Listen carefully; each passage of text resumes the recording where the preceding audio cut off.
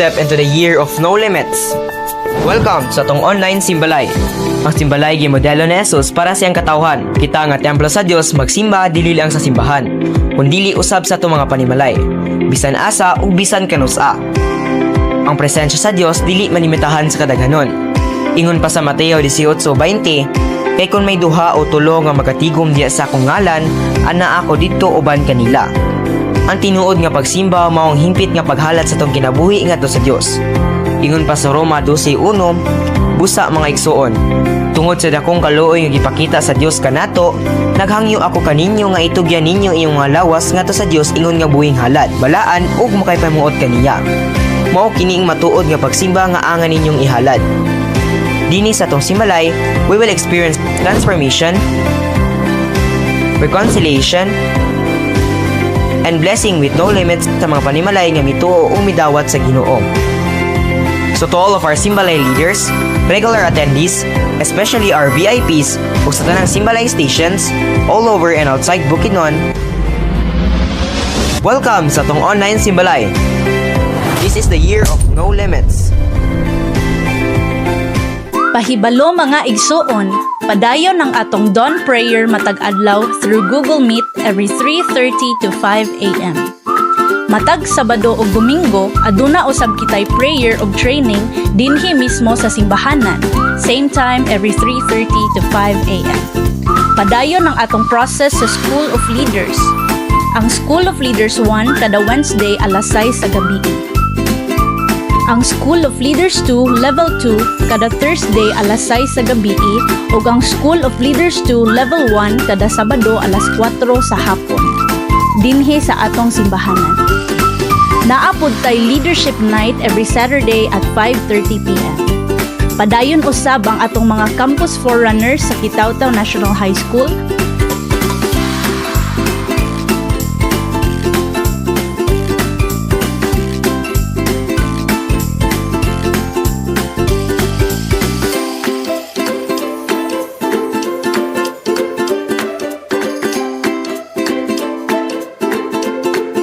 Don Carlos National High School,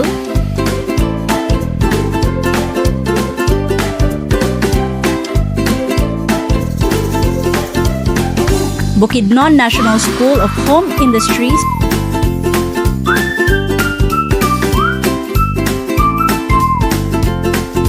Don Carlos Polytechnic College, ug Central Mindanao University. Uyog ta o gapil ta sa mga buluhaton sa Ginoo. See you there mga igsuon. One faith, one family, one gathering. Maayong adlaw mga Iglesians. Wherever you may be, we are grateful because you joined us today for our online simbalay. Let's set aside all the distractions, open our hearts, and come together as one community in faith. Again, welcome Ecclesians. I am happy, and I am not just the only one happy karon, but also ang Ginoo. Why? Because this is His day, and when we say nga it is the Lord's day, is mag-gather yun ang iyong mga kaanakan. And the reason and also the evidence nga ikaw anak sa Ginoo, because naakaani nga panagtapok. You chose to stay, and nag-chose ka nga man mag-seek sa presence sa Ginoo instead nga maglaag-laag biskag asa. No, hallelujah. And I encourage everyone no nga dapat kana ano gyud ta karon kining full blast gyud ta karon nga adlaw. Give na to the Lord ang atong pinaka the best. Hallelujah. And the only thing nga akong gusto nga inyong buhaton is tagaig chat nga pahiyom ang inyong katapan. No? Smile daw be. Hallelujah. Kaya anak sa Ginoo malipayon na siya. No? Okay, so I will share a bit of my takeaway sa last simbalay. Okay, so we've talked about salvation, right? No, kaluwasan is a free gift from God. No, dili na siya bunga sa imong pagpaningkamot ha. Salvation is dili tungod sa imong buutan ka. Salvation wala imo nakuha, it's because grabe kay ka hardworking ani nga kalibutan. No, because salvation is a gift from God. When we say a gift from God, siya ang nagput og tanan gyud nga hard work for us to have that salvation. Amen? Okay, it says here, the evidence that a person or you as a person or a human being is nakatawat og kaluwasan unsa man ang una. first na aging kausaban. You cannot just declare nga luwas na ko, but we cannot see it. Luwas na ka, pero why do you keep on sinning? Why do you keep on doing the things na wala makapahimaya sa Ginoo? Diba? Mao na nga, first things first, babalaan na luwas na ka. Makita na siya sa imuhang the way you act, the way you behave, and it depends sa imong attitude. But always remember that ang imuhang kaluwasan nga nadawatan niya sa Ginoo is, minsan man, that is precious mga igsoon. You know, imuha nang i-value because tanan tao nakabalo nga naay kaluwasan pero dili tanan tao nga dili tanan tao nga mudawat sa Ginoo, because from the moment you accept God, from the moment you believe His word, from the moment you have faith in God, you are saved. Amen. Hallelujah, no? So mo na siya mga igsoon, no? Dili paulahi ang tanan. Dapat dawaton mo si Kristo, puy-an ka sa Ginoo. Kay ayuhon ni Lord ang dapat ayuhon sa imo. Hallelujah! Let's clap our hands for God.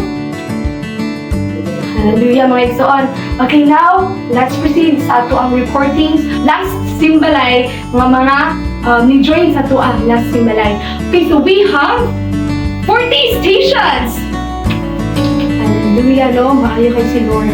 And as well as, we have total of 191 na mga tao nga nag-join sa atong online Simbalay. And also, kana sila is natay 82 kang mga encountered leaders. And also, we have our very important person, 20 kang VIP. Hallelujah mga igsoon. No, I know nga naagid mo diha karon mo appeal gid mo because I believe na namoy nakuha atong last Simbalay nato. And you know what? This dili na si pastora or si pastor ang nakapa-capture sa iyong attention, but it is the work of the Holy Spirit that make you stay here. And also, we have 48 ka mga kiddos. Hallelujah! Let's clap our hands for them mga igsoon because they need an acknowledgement as well. And that is our total people na nag-gather. 191 ka mga tao. We are growing, we are multiplying. And I believe, dili na tayo tamay because nakapagay mas more nga unsa man i-open si Lord para sa tuwa. And also, let's acknowledge our students, no? Mga anak sa campus cells. We have 120 ka mga students. Hallelujah! So, I'm so thankful, no? Because I am also a product sa campus cells. So, kumaingan sa inyo mga estudyante, just keep on going because the Lord has something to do in your life. Amen? Kada sila nga mga 120 ka mga students, dili lang na siya isa-isa lang ka school.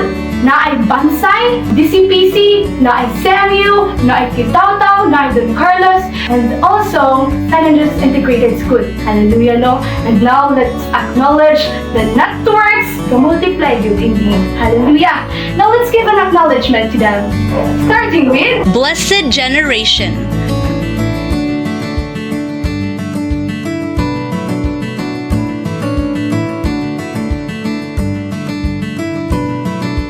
Covenant Keepers.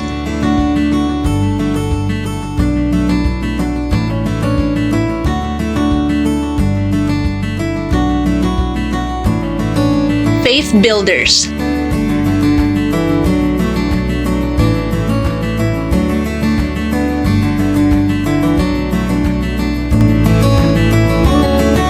Legacy Carrier Successors.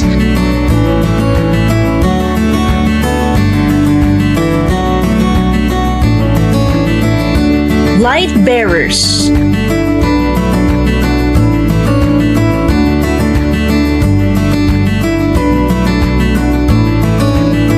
Light-hearted Disciples.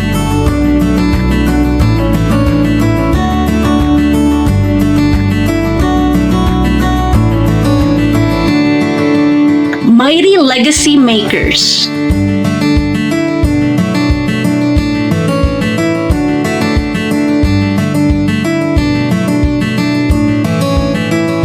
Soul Conquerors.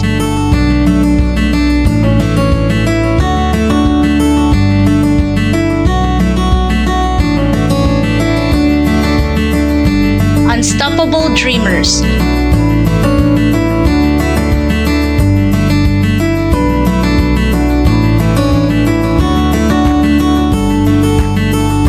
United Servants.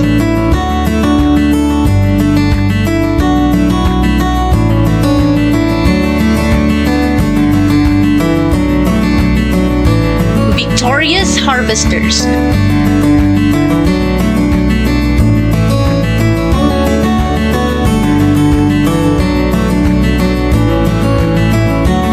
Wise warriors.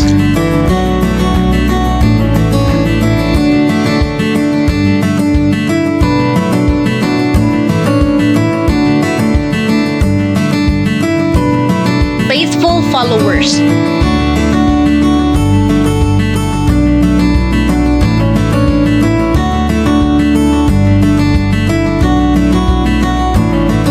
God's warriors.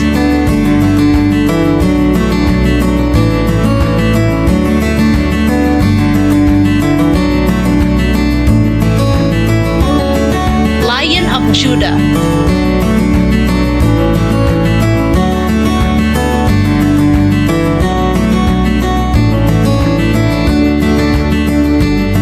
Living epistles.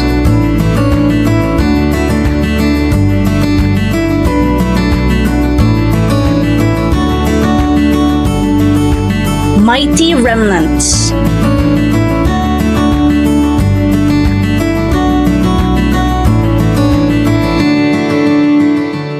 Multiplying warriors.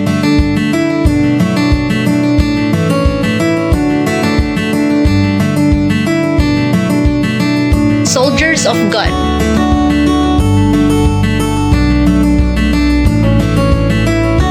Soul winners.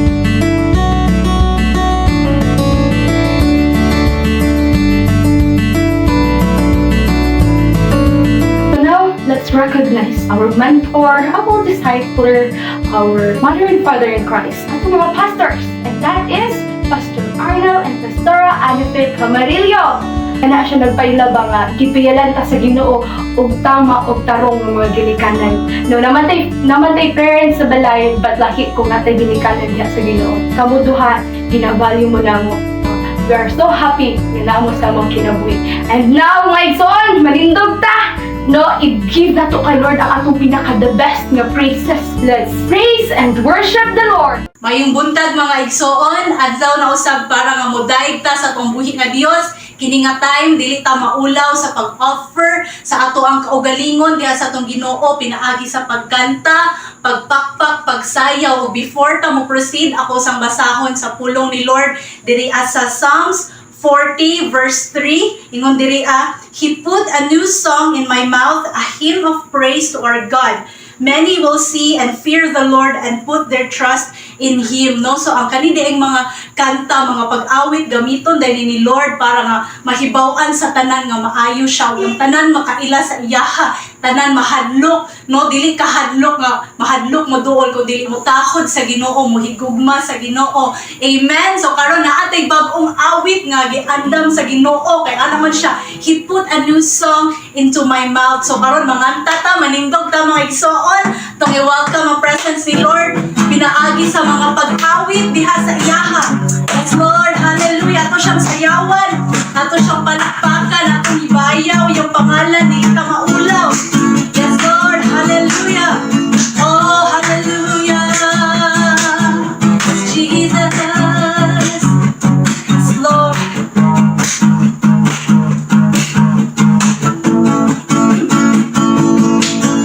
Kitang tanan mo simba, kitang tanan mo dahi, kitang tanan mo lukso, kitang tanan mo sayaw, kitang tanan mo pakpak, tanang kamuti bayaw, kitang tanan mo singgit, o Jesus.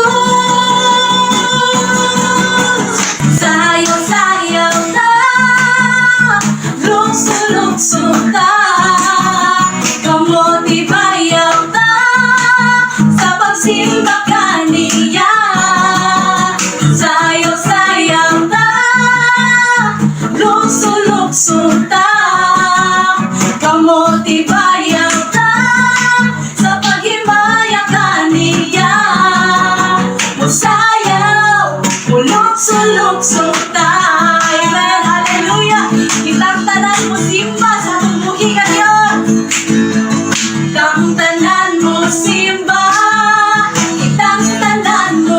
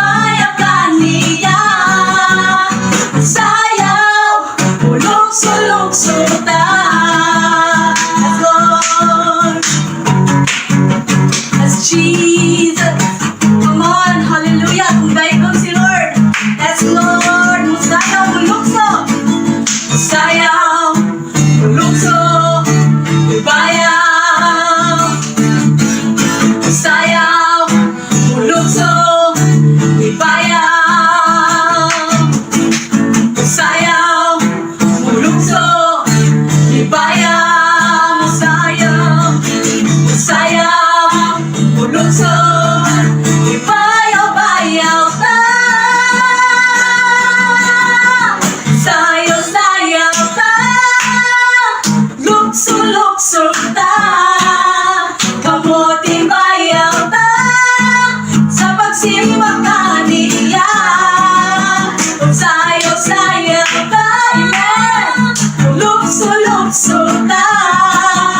Kamuting bayaw ta. Sa paghimaya kaniya. Musayaw, lukso, lukso, musayaw, lukso, lukso, musayaw, lukso, lukso na. Hallelujah. Yes, Lord, musayaw mi muawit mo lukso ug amo kang ibayo tungod sa kalipay tungod kay imo ming giluwas to God. Imo ming ipili Ginoo. Hallelujah. Salamat, Lord, for your grace and mercy, O God. Sa imong favor sa matag usa, Ginoo. Tanan nga naka-join karon, Lord. Imong mga pinili, O God. Lord, imong pag-uhon ilang kinabuhi, O God. Lord, hagbay na kang nakaila sa ilaha, Lord. Imo silang gi-pinpoint, O God. Yes, Jesus, karon Ginoo. Karon na day makaserve ni sa imo, Lord, sa worship, O God. Yes, Lord. Hallelujah.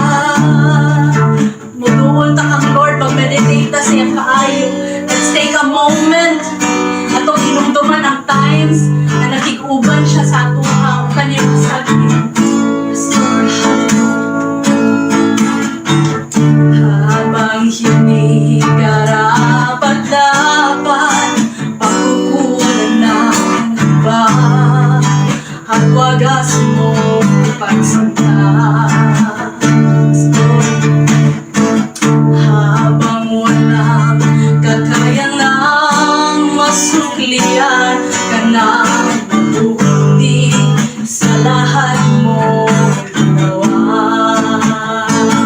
Hindi karapat-dapat, habang hindi karapat-dapat, pagkukulan ng iba, at wagas mo pagsinta. Habang walang kakayanan, habang walang kakayanang masuklian ka ng mabuti sa lahat mong ginawa.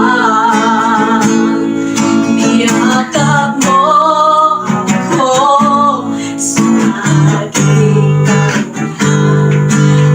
Ibig mo ako nang di kayang tumbasan. O Diyos ng katarugan at katwiran,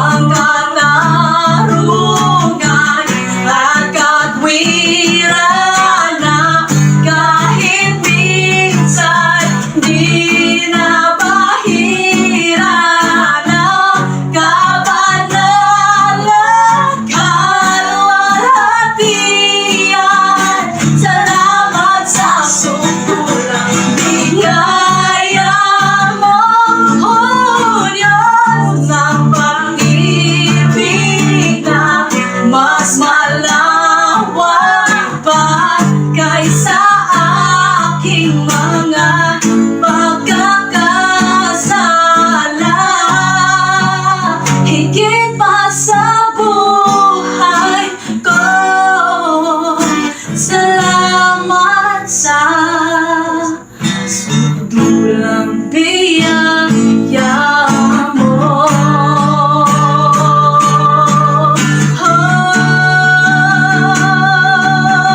Salamat Diyos. Hallelujah. We thank you, Jesus. Salamat, Ginoo, sa pagbiyal, Ginoo, sa imong mga maayong plano sa among kinabuhi, Lord. Among gina-claim imong promise, oh God.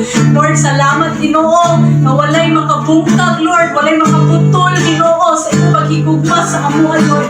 Magpakasala man, Ginoo, kahugaw man, buhat man sa kaaway, Ginoo. This all covered by your blood, Ginoo. Lord, covered by your mercy, by your grace, oh God. Lord, by your unmerited favor, Ginoo. Lord, salamat, Ginoo. Muna mong gina-claim, muna mong gina-declare, Ginoo. Lord, muna mong gina-voice out, Ginoo. Magkinaunsa man, oh God. Lord, we speak your praises, Ginoo. Lord, we declare, Ginoo. We shout your praises, oh God. Sa tanang buhat, sa kaaway, sa matag panimalay, oh God. Lord, we stand firm, Ginoo. Sa faith, Ginoo, coming from your word, Ginoo. From knowing the truth, oh God, that you alone saves, oh God, Lord. Oh, in the mighty name of Jesus, bless your people. Amen and amen. Hallelujah. Magpalakpakan si Lord. Pwede na ka manglingkod. Good day, Ecclesians. No, my name is Josiah Lorraine as Origen. I'm one of the One for leaders of Pastor Ernel and Pastora Ana Fe Camarillo. And I'm also under the leadership of Ate Phoebe Grace Paranda, nor sa Ate Pichay. Karon nga adlaw, no, I am able to share my testimony kung giunsa pagbag-o sa Ginoo nga akong kinabuhi. So akong kinabuhi, so wala pa na ako naila ang Ginoo. No, grabe jud siya kagubot sa matag adlaw, dili ko kasabot no sa akong flow sa akong kinabuhi. Nga ako sa una, I'm also an avoidant person. Bisan sa among pamilya bitaw, no, mahimo bitaw ko nga avoidant daughter. No, kay tungod wala ko nagdako sa akong mama o papa. No, sa akong nanay kay tungod gitrabaho ako mamagpapa sa layo. No, and then sa akong kinabuhi gid sa una, no, wala ko'y pagtuo sa akong kagalingon, or wala ko'y salig sa akong kaugalingon ba nga bisag sa gagmay nga butang kay kanang ana kung ay dili ko na kaya bisag wala pa gali na ko ginatrayad. Tas nahimo po dayon ko nga kanang gina-isolate na akong kagalingon sa ubang tawo kay feel na ko nga dili ko belong sa ilaha ba. Puno gid kay og kangit-ngit ang akong kinabuhi sa una. Og dili ko gusto nga naay tawo no nga kanang makig-close sa ako kay feel na ko kay mahimo ra bitaw ko nga kanang kuan least friend nila. But then no naay usa ka tawo nag-invite sa ako no nga nag-make closer bitaw sa ako diha sa Ginoo. No mao na siya si Ate Angel na Datulayta. Dun sa una sa Ate Angel Datulayta dili pa gid may fans galabay-labay na siya sa among room. But then nahimo bitaw nga kanang murag miracle kay wala ko kabalo bang ano nag-fence me. No, siguro kay mo gid siya ang gihimo nga dalan no ni Lord nga aron mailan ako siya. No dito dayon ni Chacha kalit sa ako about gabi ito nga adlaw. Dito dayon ni ana siya sa ako nga huy, apil ta og kuan cell group or campus cell ana ko nga unsa man ate. Ana siya nga Bible study na tas ni Golden ko baka curious kay ko. Dito dayon no, ana siya nga kada Miyerkules man naman ginahimo ang kanang Bible study. Santod bitaw sa pag-apil na ko no sa matag Miyerkules no sa pag-Bible study namo naagi nako nakita no nga kabaguhan sa akong kinabuhi. No and then niana siya sa ako nga apil ta og encounter ana ko nga unsa man encounter ate ana siya nga mao na siya tong pakigtanbo niya sa Ginoo nga mailahan gid nato siya ba encounter with God. Ana ko nga murag dili mo ko sugdante. But then ana siya ba nga ayo ko balaka kay panahingran kay namo uban na titijay. Dito dayon nga nato sila sa balay og naay miracle nga nahitabo. Magisugtan gid ko sa akong mama. Dito na dayon sa pagig-encounter, dito na sa encounter no diha dayon pa nga dira na ako nakita no pagkailagin ako sa Ginoo. Diha na ako nakita no nga naday purpose ang akong kinabuhi. Diha dayon ba nga kanang kuan dira na ako nakita nga napad nagbahal sa ako ang tawo nga naay tawo nga mahimo bitaw ko nga safe ana niya no nga daday nga dako day kay ang paghigugma sa Ginoo sa ako nga andam siya nga wan bitaw ko kanang sakripisyohan ko dito na ako nakita ba nga grabe gid ay kaayo no si Lord ang gibuhat ni Lord sa akong kinabuhi. Hantud dayon dadto no sa pagig-encounter na ako diha kay Lord no nabi koy verse nga ginakuptan nga gi-reveal gid ni Lord sa ako kani siya nga verse kani siya kanang ilhan na kay sa kuan bitaw sa uban. Pero kanang kanis para sa ko bitaw kay ginakupton ginahog ayo. Ana siya sa Jeremiah 29 verse 11. Ana siya nga, for I know the plans I have for you, declares the Lord. Plans to prosper you and not to harm you. Plan to give you hope and a future. Then ako nakita ba nga bisag wala ba day ko natawo. No, naanagay plano nga giset si Lord sa ako nga kani siya nga pagkatawo, inani siya pagkadako as long as nata sa alignment, right alignment ba? Or diha sa kamatuuran, no? Diha sa gusto ni Lord sa itong kinabuhi. Nagdara din ako nakita ba nga, ay, wonderful kay si Lord, no? Kay, bisag unsa bitaw nga kanang kagubot akong kinabuhi sa una, pero willing gid niya bitaw nga gusto niya nga mabag-o ko, nga madawatan ako ang kahayan.